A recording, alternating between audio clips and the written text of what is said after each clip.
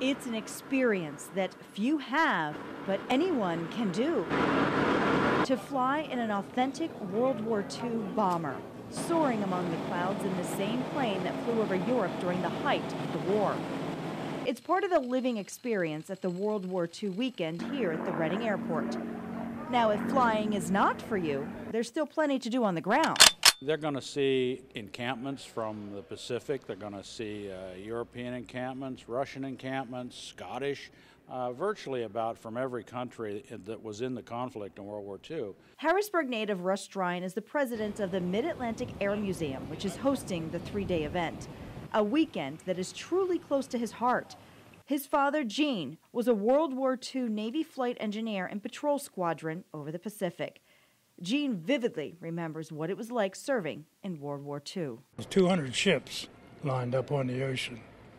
Yet we patrolled around with the destroyers and the cruisers and protect them from the German submarines. I'd do it again. This is the 23rd year for the World War II weekend, which is considered to be the largest of its type in the nation.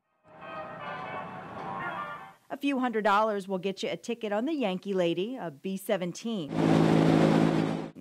This flying fortress can hold up to 42 bombs weighing a total of 6,000 pounds. B-17s had missions all over the world. Primarily, they spent their time flying from England to Germany and bombing such cities as Hamburg and Berlin. To sit in the same seat an actual gunner sat as he flew over Europe, or to see the communication station or even the cockpit of the B-17, it's easy to see how different things were back then and gives another view into what our military went through to win the war.